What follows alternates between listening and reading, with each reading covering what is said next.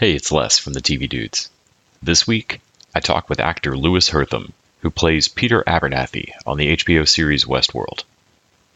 We talk glitches, acting with Sir Anthony Hopkins, and what other roles on the show he might like to play should he return in Season 3 with a different core drive.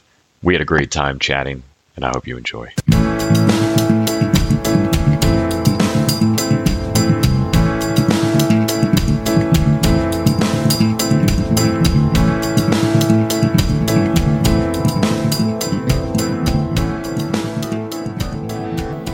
Louis Herthum.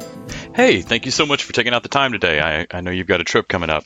Yeah, no problem. I'm glad to sit down for a little bit and relax. Good. Yeah, so how are you, bud? Doing great. I was actually just reading through the Reddit AMA you did, which was really great. Really thorough. I guess it was the end of Season 1. Yeah, thanks, buddy. One of the things that fascinated me that you'd said in there was about developing the audible hiccup of your glitch in Season 1, and that kind of being the crux of how you got into how Peter would glitch. Yeah. Mm-hmm. Could you talk a bit about your thought process in developing, not just skipping, but how he would skip? I mean, there's a difference in how records skip versus CD glitch. Right. What was kind of your thinking?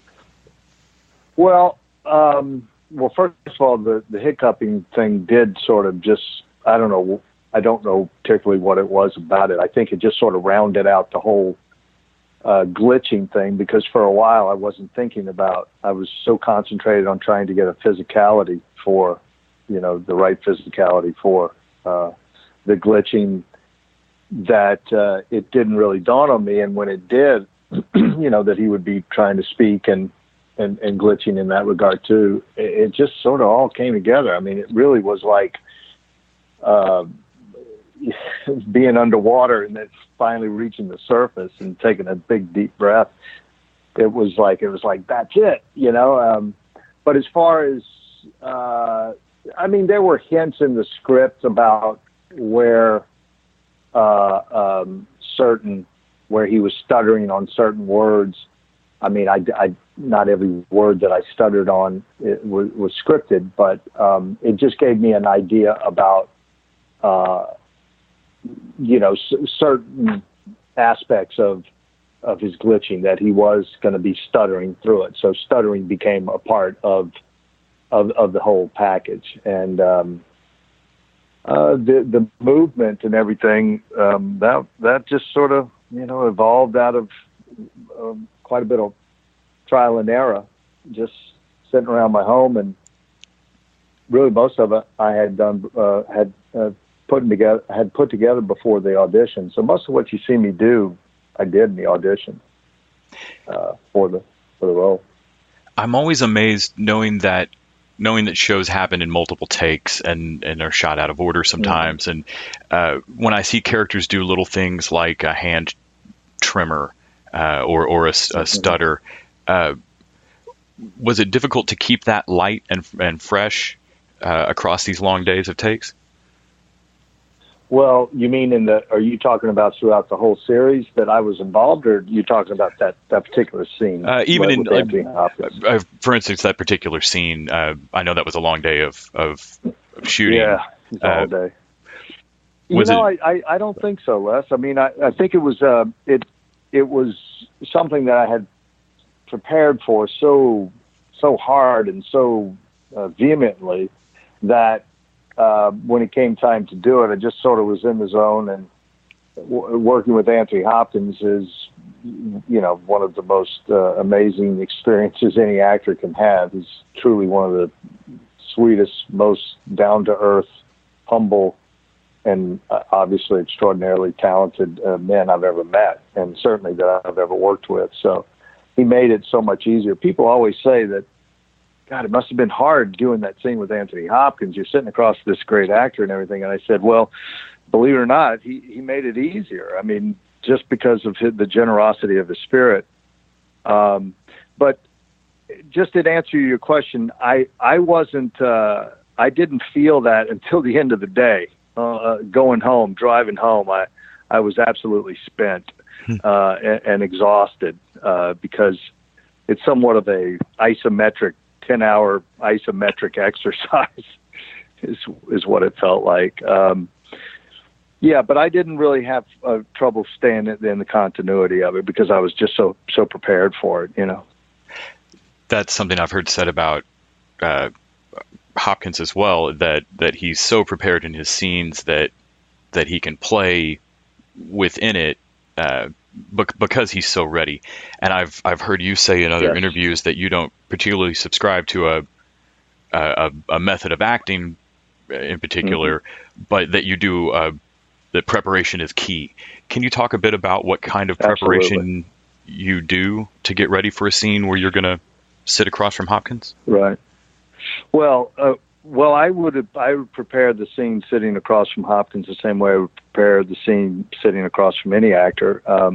To be frank about it, and my preparation is actually not that dissimilar to Anthony Hopkins, because I've heard him say that he literally, I think the quote was, he'd read the script 200 times, and then by that time he knows it so well, he just goes in and does it.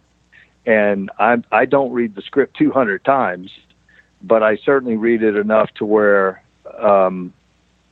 it's all second nature. I mean, what you're saying becomes real. You know what to say. You don't have to think about inflections or anything like that. You know what your intention is, and I think when you go in knowing your intention, that shows. And I've done some teaching, and I always I've done some teaching of film technique, and all my classes were on tape, and then we'd film the scene, and then I'd show them the scene immediately. And a lot of times, actors, especially young actors starting out, they tend to indicate whatever it is that they want. If they're angry, if they're happy, or even if they're confused or something like that, the furrowed brow and all that kind of stuff. And those sort of indications, they're obvious when they're overdone, they're very obvious. And I always tell them, look, if it's going on in here, and I tap my head, I said, if it's really going on in here, then it's going to show here. And I, use my face, as say and it does. And I think that by doing it the way Sir Anthony does it, and certainly it's very similar to the way I do it, is I just go over it and over it and over and read it out loud. Read it to myself, read it aloud, and it's very different sometimes when you do it over the course of several times. But once it's ingrained in you, then it's going to come out naturally. It does for me, and it may be different in two different takes, but it's still going to come from a place where it's really based in reality, because it's so much a part of you by that time. Hope that answers your question. I assume on a show as well written as Westworld that you can just trust in the script to let you know where your character is and what your character knows in this scene. But as an actor and just a person on this set with this delicious mystery in the story, was it fun for you going along? Were there any particularly great moments that you got to have as kind of a fan on set of going, that's what we're doing? That's amazing. Oh God. I tell you, Les, I'm a huge fan of the show. And so I would be lying if I didn't say that every single moment on that set was sort of a fan moment. I've been a massive fan of both Sir Anthony Hopkins and Ed Harris and Jeffrey Wright for many, many years. I've known about Evan's work for quite some time. I remember one of her first films, if not her first film, Digging to China, because that was produced by a buddy of mine, J. Todd Harris. So I've known about her work. And then, of course, in The Wrestler with Mickey Rourke. Yeah. So her work was very well known to me too. And then just meeting people, and then Tandy Newton and Angela Sarafan, I don't know how she pronounces her name, so, but you can write it, and then I don't have to pronounce it. How do you think she pronounces it? Seraphian, but I've not heard it said out loud. And yeah, that's the thing. And I grew up with a name that got constantly mispronounced, so I always try to prep, but I've not found. I'm going to have to track it down and interview. What is your last name? Weiler. Weiler, but there's an EI, and I get Wheeler a lot. Oh yeah. Well, Hertham, believe me, you wouldn't believe the stuff. I mean, that I've heard people massacre that name, and it's so easy. But anyway, finding these new, because to me, Angela is one of the best actors on the show. I mean, she's extraordinary, and so there were a lot of fan moments, but yeah, probably none bigger than sitting across from Sir Anthony Hopkins. I mean, that was a fan moment, but I also felt very comfortable doing that scene with him. He made me feel very comfortable. We chatted and had just a lovely time between takes, and had lunch with him, and then went back and filmed 4 or 5 more hours. So it was that was you're having a fan moment, but you're rooted in your professionality and your professionalism, and you get the job done, and then later you kind of geek out about it, maybe. But so that's about how that went. Yeah, I can definitely understand that feeling doing interviews sometimes. Just get back to my car, freak out. Yeah. Then. Yeah, exactly. Yeah, exactly. Because they're all just people. Yeah, just people doing what we do. The professor character who actually got to deliver, I think, what a lot of people's probably favorite Peter Abernathy line, the Shakespeare that comes out. How much prep did you do separately for that character to make him separate from your other identities?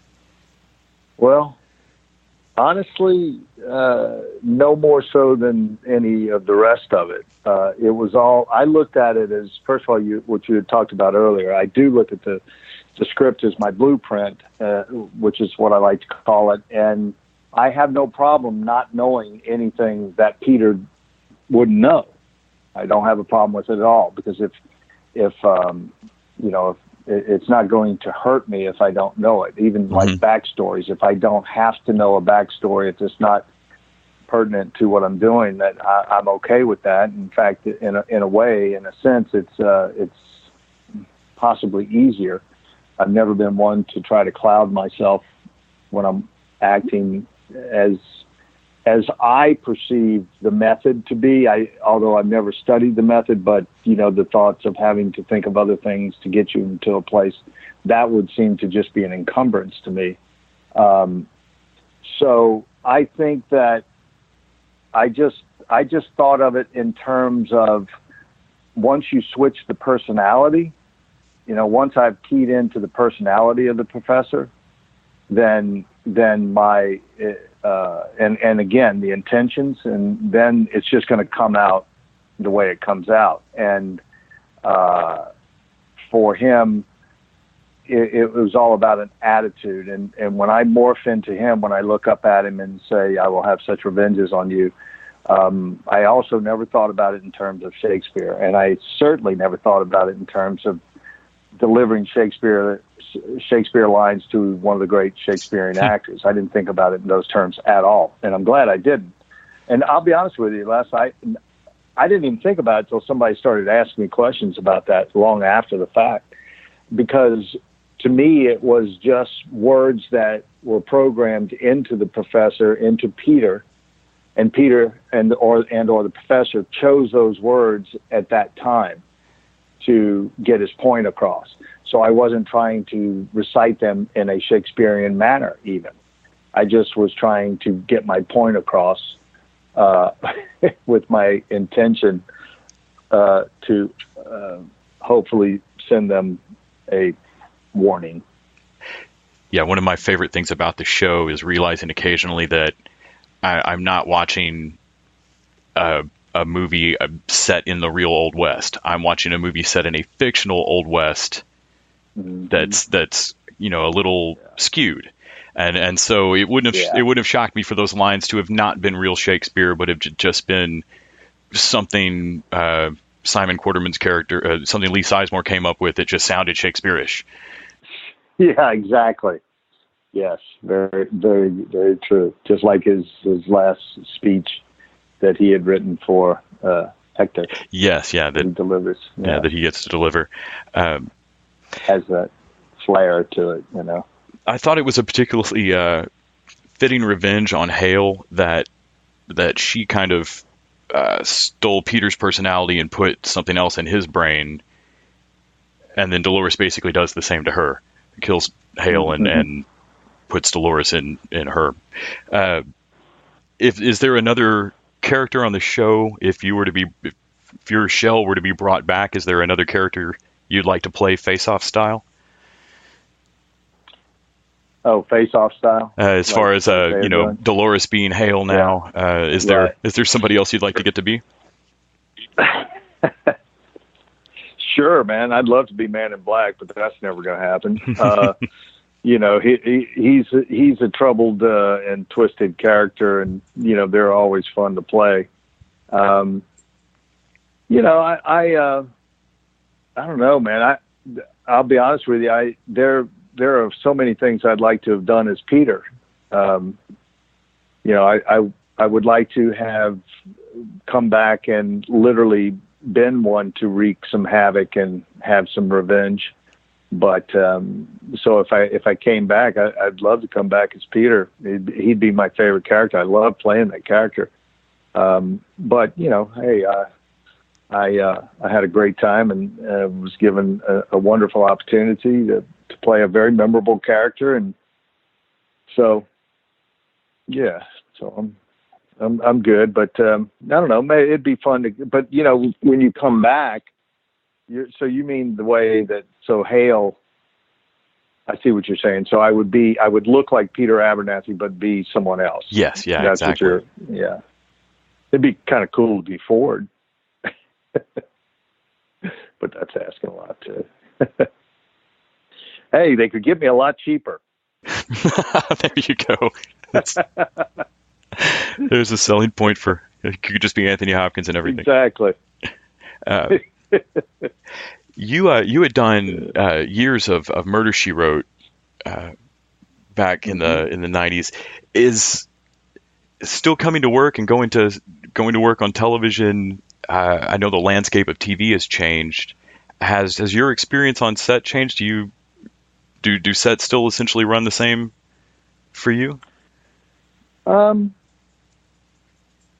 I think they do. They essentially run the same. I mean, mentioning Westworld, Murder, She Wrote, I joined that show in season 8, and I worked the last 5 seasons until it ended in season 12.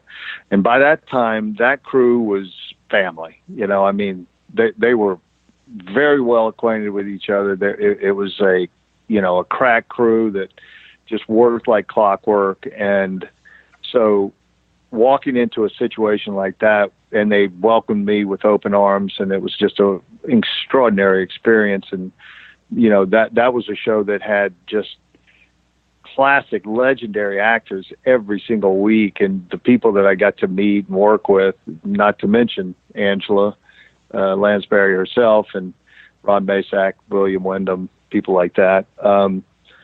It was a kind of a dream set. And then when you work on a set like Westworld, it's the same way. It's just the top echelon of people in every particular area of the business, every department. And usually those people that are at the top are just really wonderful people to be around. They're so creative and nice. And so the set felt that way. So there's not a whole lot of difference. And I would say that I have been on some sets just in guest starring where the experience is not so great. And, so just in answer to your question, I think it really depends. And oftentimes that depends on the number one on the call sheet. Like if, for example, I did NCIS with Mark Harmon, and that set is a dream to be on because he's such a great guy. And he just, everybody's in a good mood. Everybody loves to be there because as you know, it's hard work. It's long hours and, repetitive and can get boring, but when everybody's happy and glad to be there. So I think that the only thing that really varies is the sort of mood on the set. And that's usually, determined by the number 1, number 2 on the call sheet. I also recently did a Lucifer, and that's a wonderful set. I'm so glad they got picked up by Netflix. Yeah, and yeah, they deserve it. But just a fantastic group of people from stem to stern. So yeah, I think that's mainly, it's pretty much the same. It hasn't really changed a lot. I don't think it's changed a lot since my very first day on any set in 1982. Just it just works the way it works, That was an awful long answer to the question. Sorry. That's okay. Has there been any particular lesson that you've taken from your years of being on set when you go and produce something like The Grapevine or Favorite Son? Mm-hmm. Is there something that you're mindful of to make sure your sets run the way you would want them? Absolutely. It's a great question. I've never been asked that question. I think it's an important question. First of all, when you're producing a film, especially a film with limited funds, as all mine, I think the biggest budget was 1.1 million, I think, and I've done films for as low as 140,000. First of all, know what your finished product's going to look like, what you want it to look like, and in the case of Favorite Son, we wanted it to have a certain look, and my DP wanted to shoot on film, so I made sure I budgeted for film and for the camera package and lighting package he wanted. I think it's very important to have certain things, certain locations, and all those things. So you get those things out first and said, this is what I have to have. Then you budget that, and then you make everything else work around it. But one of the most important things, I believe, and it goes back to what I was just saying, is the crew and your cast, of course. I believe that I don't believe there should ever be a case where you see bad acting in a film. I just don't. There are just too many good, brilliant actors out there, many who are not working. So I never understand it when I see, bad acting or even directing. And it's really amazing when you see poor writing in a film that gets, made for a whole bunch of money. So I always like to have, make sure I get a great cast and a great crew, experience, as experienced a crew as you can get, because experienced crews save you money. A lot of times on low budget films, people go, hey man, Louis, I have a question about this. What do you think? I've got like 6 grips and 6 electricians, and I'm paying $100 a day.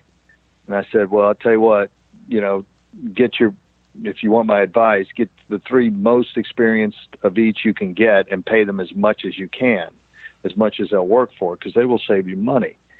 If you have a bunch of people that are not that well versed in what they're doing and are still learning, not that it's bad to have people. I've actually done films where I had nothing but students.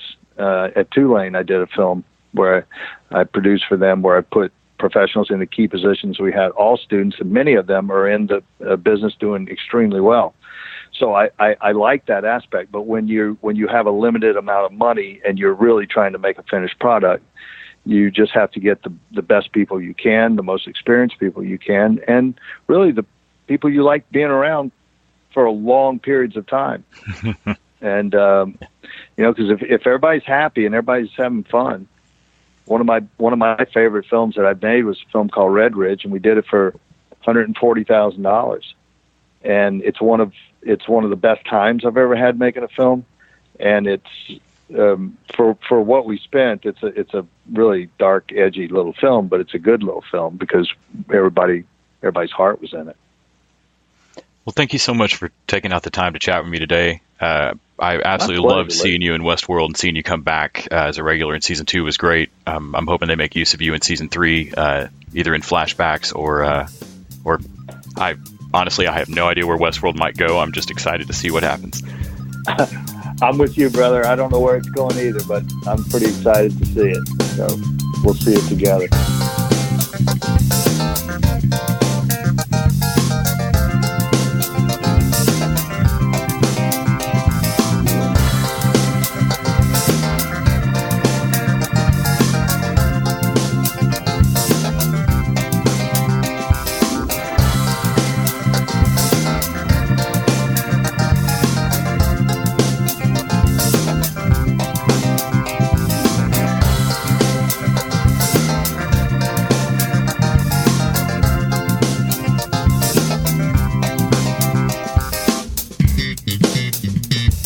The TV Dudes is an independently run podcast and a member of the Electric Sweater Podcast Network. We are exclusively listener-supported. If you'd like to help us out, go to patreon.com/tvdudes. You can like us on Facebook and Twitter @TVDudes. All the music for our show is by our friend and original TV dude, Gregory J. Amani Smith.